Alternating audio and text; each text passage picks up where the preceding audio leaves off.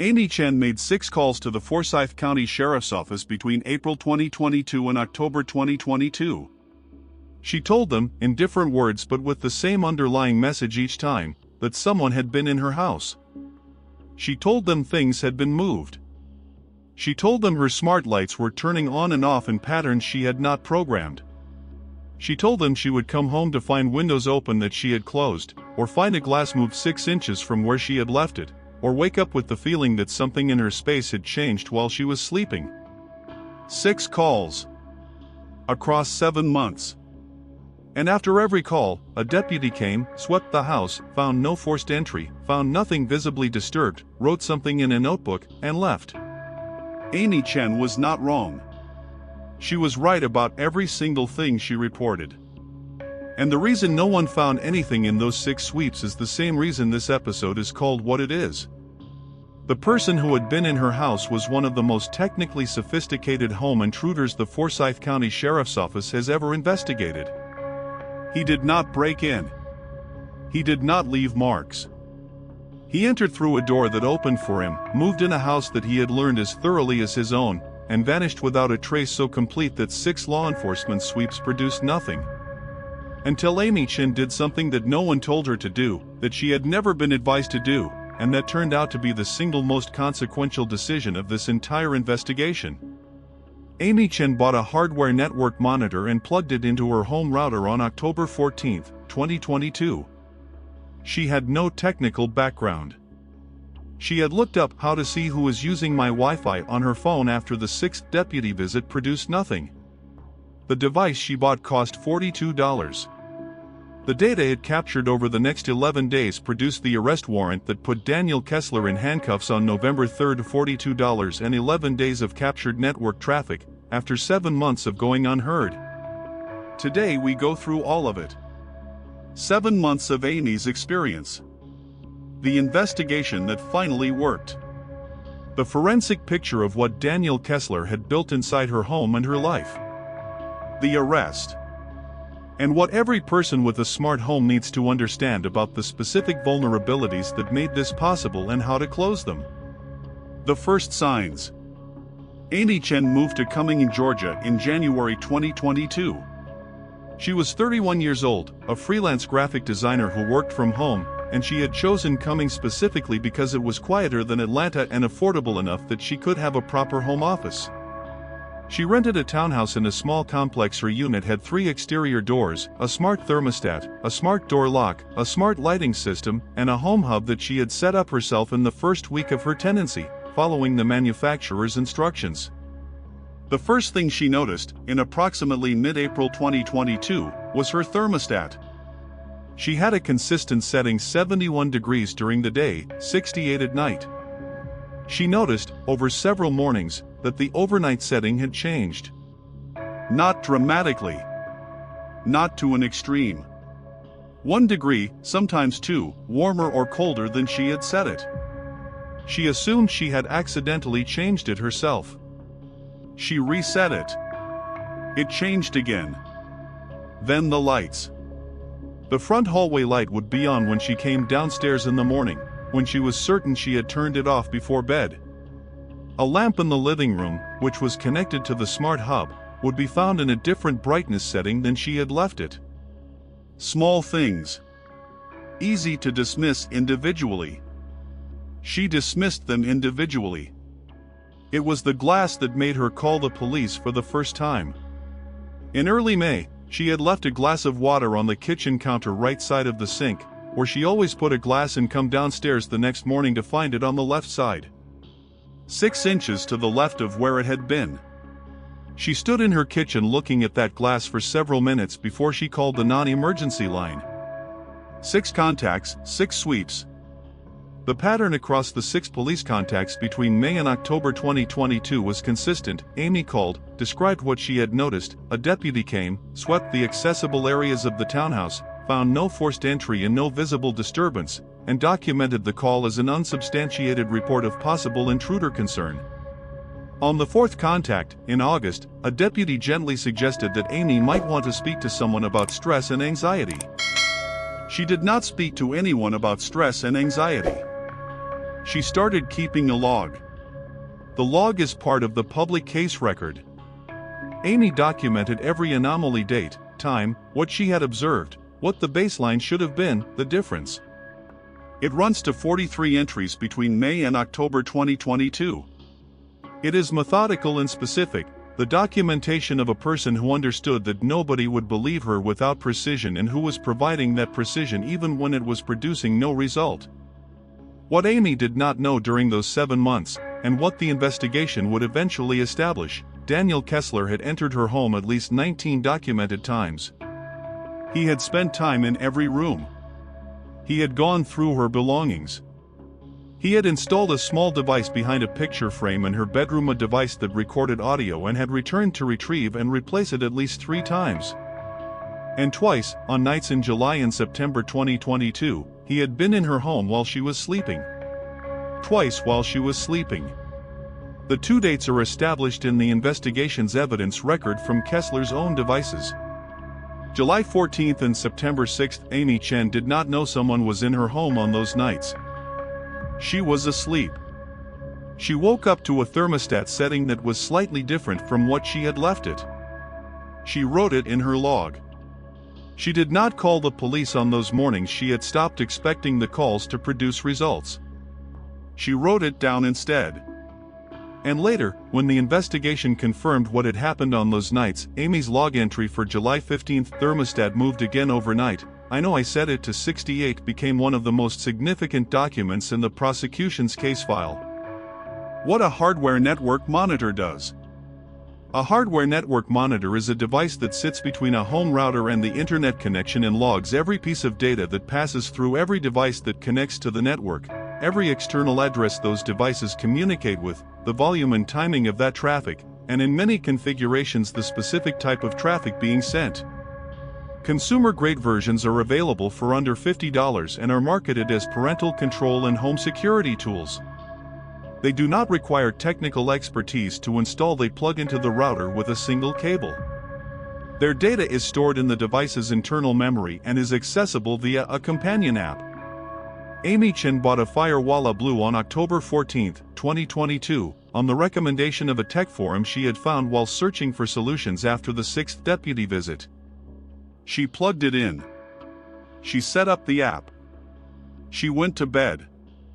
11 days of traffic. For the first 9 days, the network monitor showed nothing unexpected. Amy's devices, her laptop, her phone, her smart hub, her thermostat, her lighting controller connecting to their respective manufacturer servers at the expected times, at the expected intervals. Normal home network traffic. Nothing she had not put there herself.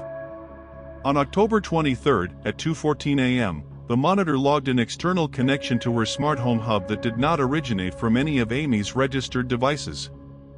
An IP address she did not recognize, establishing a session with her hub's management interface at 2:14 in the morning while Amy was asleep. The session lasted 11 minutes. During those 11 minutes, the external connection queried the hub's device status, the lock, the thermostat, the lights. It adjusted the thermostat by 1 degree. Then it closed the connection and disappeared. Amy woke up on October 24, checked the app as she had been doing every morning, and saw the logged entry. She read it twice. She took a screenshot. She looked up the IP address using a publicly available lookup tool. The address was assigned to a residential internet service in Forsyth County, Georgia. She did not call the non-emergency line. She called 911. Detective Okafor of the Forsyth County Criminal Investigations Division sits across from Amy Chen in an interview room. Amy has brought the network monitor, her phone with the app open showing the October 23 log entry, and her 43-entry paper log. She places all 3 on the table. Okafor reviews them in order. She spends approximately 6 minutes with the paper log, reading specific entries. She spends 4 minutes with the network traffic app. She does not say anything to Amy during this time beyond, "Can I photograph this?" She photographs every page of the log, every screen of the app. Then she says, "Ms. Chen, I need to contact our digital forensics unit." I want you to leave the network monitor in place and not change anything on your router or hub until I reach back out to you. Do you understand? Amy says, yes. Okafor says, you've been keeping this log since May? Amy says, since May. Okafor says, quietly, I'm sorry it took this long. She means it. I'm sorry it took this long. 6 contacts across 7 months, and the first investigator who sat down with Amy Chen's physical documentation of those 7 months said, I'm sorry it took this long. That sentence, from Detective Okafor's body cam, is the moment the episode's tone shifts. This is no longer the story of a woman not being believed. It is the story of what happens when the right investigator sits down with the right evidence and does the right thing. The IP address and the warrant. Detective Okafor requested an emergency IP to subscriber lookup from the internet service provider with the cooperation of the Forsyth County District Attorney's Office on October 25. The subscriber assigned to the IP address in Amy's network log was identified as Daniel Kessler, with a residential address in Cumming, Georgia, 3.5 miles from Amy Chen's townhouse. Okafor ran Kessler's name through every available database before requesting the search warrant. He had no prior criminal record. He had a LinkedIn profile indicating employment through 2019 as a network security consultant for a technology firm in Atlanta, a firm that had undergone a reduction in force in 2019, after which his documented professional history became sparse. He had a Georgia driver's license. He owned his residence. He had no documented connection to Amy Chen in any database Okafor could access.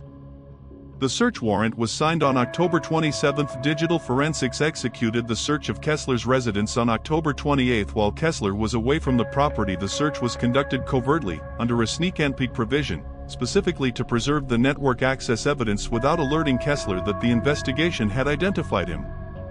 The forensic team imaged every device in the residence: 3 computers, 2 phones, a network-attached storage device, and a tablet. What was on Kessler's devices? The forensic analysis of Kessler's devices, completed by the Georgia Bureau of Investigation's Digital Forensics Unit over 6 days, produced a case file that investigators described as one of the most methodically documented stalking operations they had seen. What Kessler had assembled, on those devices, was a complete operational record of 7 months of accessing Amy Chen's life. On the network-attached storage device, a folder labeled with Amy's address, containing 847 audio files extracted from the recording device he had installed behind the picture frame in her bedroom. The files covered dates from May through mid-October 2022. Many were hours long. Some were routine ambient recordings of an empty room.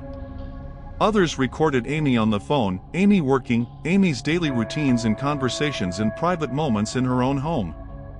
He had listened to her life for 6 months through a device she did not know was there. On one of the computers, a maintained access log for Amy's smart home hub every remote session, timestamped, with notes. The thermostat adjustments. The light level changes. The lock status checks. 19 separate remote sessions across 7 months, plus additional entries marked with a different notation that the forensic analysts initially could not interpret. Those entries correlated, when investigators checked the dates, with Kessler's physical entry into the townhouse. He had been keeping a log of his own visits. Every time he had been inside her home, he had written it down. The log on Kessler's computer documented 19 remote access sessions and 17 in-person entries, including 2 entries marked with specific times, 2:30 and 3:15 on July 14, and 1:45 and 2:58 on September 6. The forensic team cross-referenced those times with Amy's smart lock access records. Kessler had used a cloned key fob duplicated from a digital scan he had obtained by accessing the lock's management interface during an early remote session to enter the townhouse at those times. He had been in Amy's home, moving through her space, while she slept. He had left without waking her. He had written it in his log.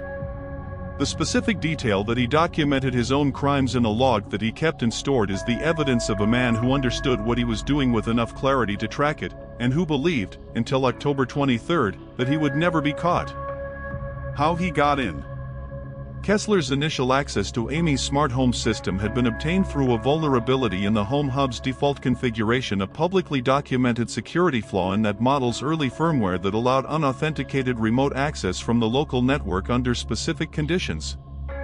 Kessler had identified Amy's hub model through passive network scanning of the residential complex's shared Wi-Fi network during the period when Amy had first moved in, before she had moved to a private internet connection.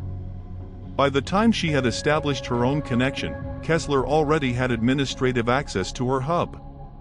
The cloned key fob had been generated from data Kessler extracted from Amy's smart lock during the first remote hub session. The lock's communication protocol, at that firmware version, transmitted the fob authentication signature in a form that could be captured and replicated with commercially available hardware. Kessler had ordered the hardware online. The purchase was documented in his device's browser history. The physical fob he had fabricated was found in a desk drawer in his residence during the forensic search. Why they waited? Kessler was not arrested on October 28, the day of the covert device search. Detective Okafor and the GBI Digital Forensics team needed the full analysis of his devices before the arrest warrant could be supported with the specificity the charges required. The covert search gave investigators confidence that Kessler was the right person. The forensic analysis gave them the evidence to prove it. The arrest waited for the analysis. During those 6 days, Okafor maintained surveillance of Kessler's residence and of Amy Chen's network monitor data. On October 31, Kessler made 2 additional remote connections to Amy's hub, the last connections he would ever make to that system.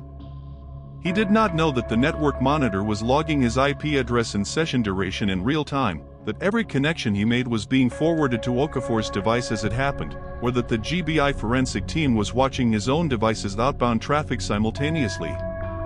He was being observed from both ends of his access simultaneously.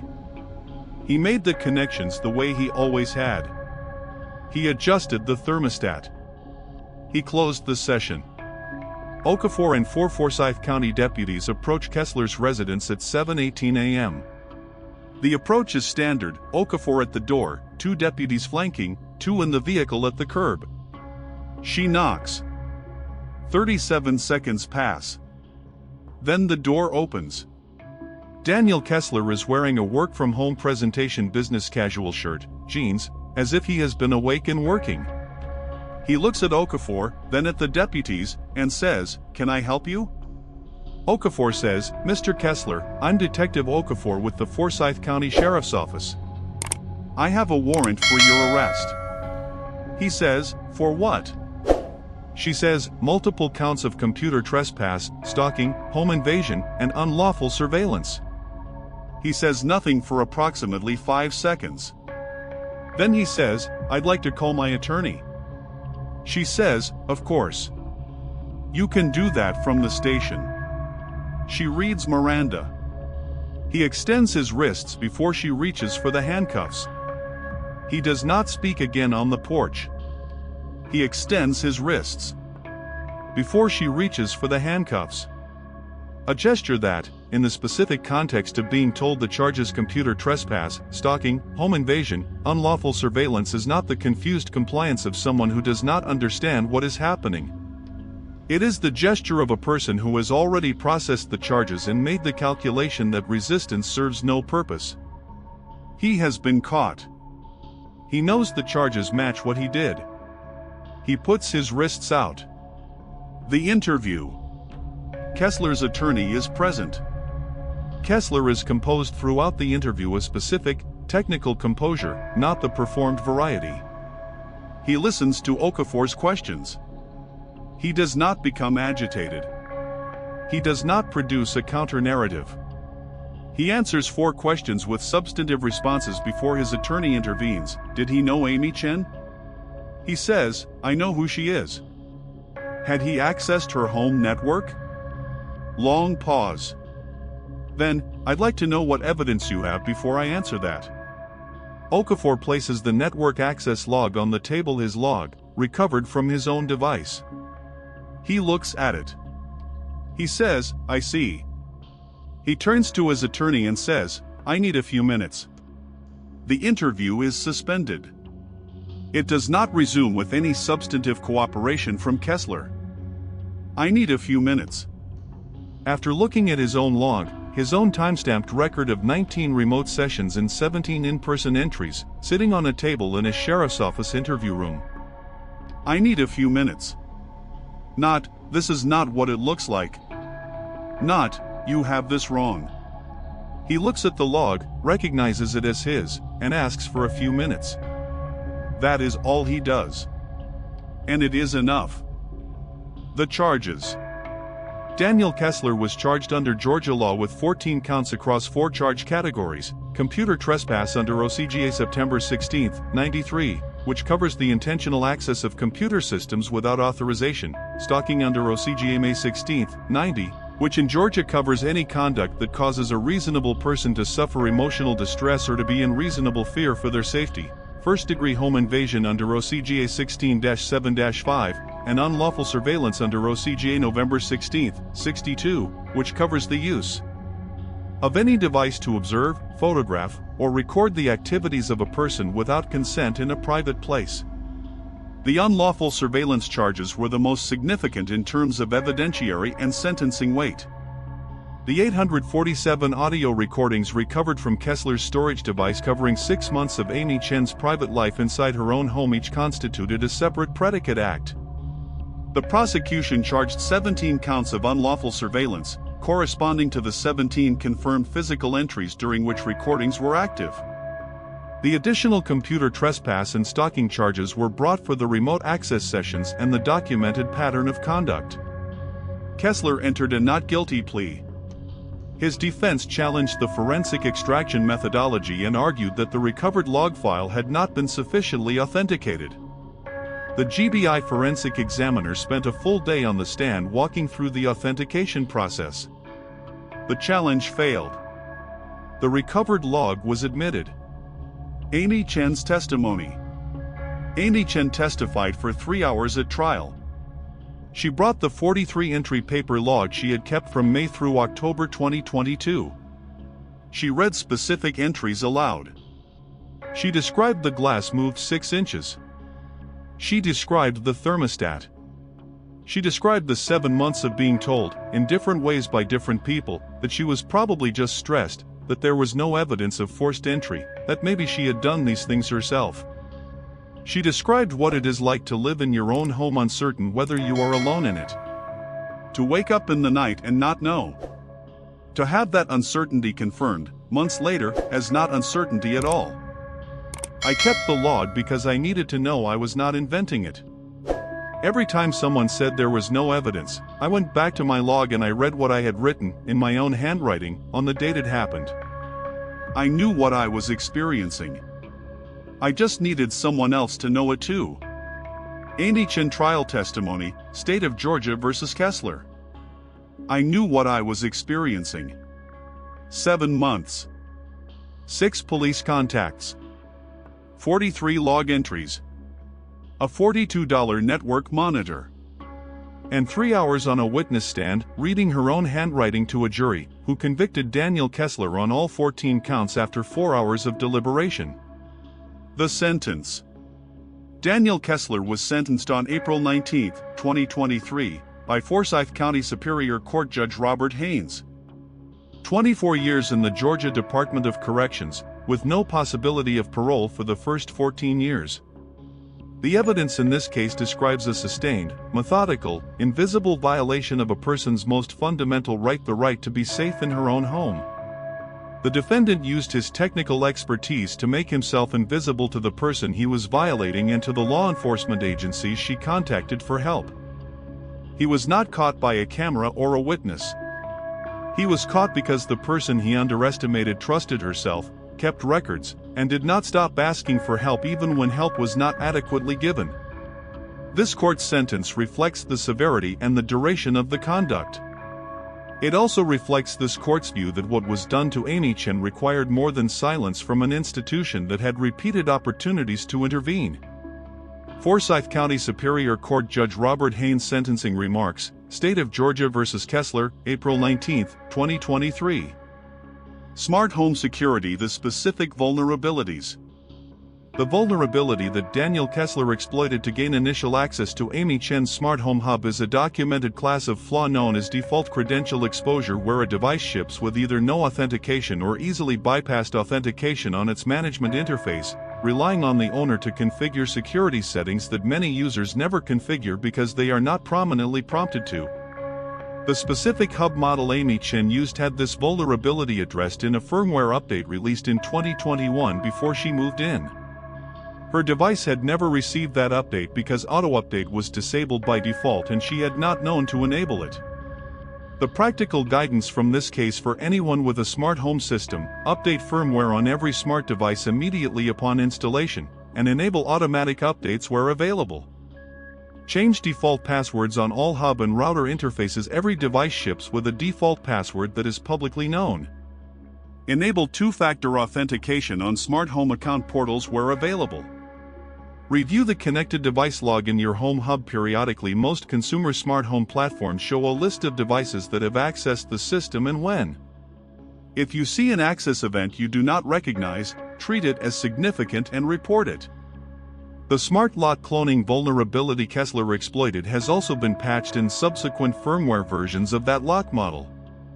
The patch was released, ironically, approximately 3 weeks before Amy Chen moved in, but had not been pushed to existing devices automatically. The lesson for smart lock owners: check the firmware version of your lock against the manufacturer's current release, and install any security updates manually if auto-update is not available or enabled. Stalking recognition and reporting. What Amy Chen experienced for 7 months is documented in the academic literature on stalking behavior as a pattern known as home place intrusion, a form of stalking in which the perpetrator's primary method is to violate the victim's domestic space rather than follow them in public. It is among the most difficult forms of stalking for law enforcement to document without physical evidence because the intrusions are designed to be deniable and leave no visible trace. If you are experiencing what Amy described, small, consistent anomalies in your home, objects moved, settings changed, the persistent feeling that your space has been disturbed, document it. Specifically, in your own handwriting, on the date it happens, with as much detail as you can provide. Amy Chen's 43-entry log, which she began keeping after the first deputy visit produced nothing, became a foundational document in the prosecution's case. Documentation is not proof. But documentation, combined with the right technology and the right investigator, becomes the architecture of a case. The National Center for Victims of Crime Stalking Prevention, Awareness, and Resource Center operates a hotline at 1-855-4 Victim 1-855-484-2846. The Cyber Civil Rights Initiative at cybercivilrights.org provides resources specifically for victims of technology-facilitated stalking and surveillance. Both resources are in the description. The institutional question. Judge Haynes's sentencing remarks referenced something that I want to address directly, because it is the most important accountability observation in this case. He said, "This court's view is that what was done to Amy Chen required more than silence from an institution that had repeated opportunities to intervene. 6 contacts. 7 months. 6 deputies who came, swept, found nothing, and left. I am not going to characterize the individual officers who responded to those calls as negligent or malicious. They responded to what they could see, and what they could see was nothing. But the system-level failure, the absence of a protocol for escalating a pattern of conduct report that presents without physical evidence, the absence of a digital forensics consultation triggered by the 3rd or 4th contact, the absence of a dedicated follow-up between contacts in a case where a single victim was reporting the same experience 6 times. That failure is institutional and is the appropriate subject of institutional accountability. The Forsyth County Sheriff's Office, as part of the post-case public record, implemented a protocol in 2023 requiring a digital forensics consultation for any stalking report that has produced 3 or more inconclusive responses within a 12-month period. That protocol exists because Amy Chen kept calling. And because Judge Haynes said what he said from the bench on April 19th. And because the institutional gap that Daniel Kessler exploited should not exist in the form it existed for 7 months in 2022. That is the complete Daniel Kessler case.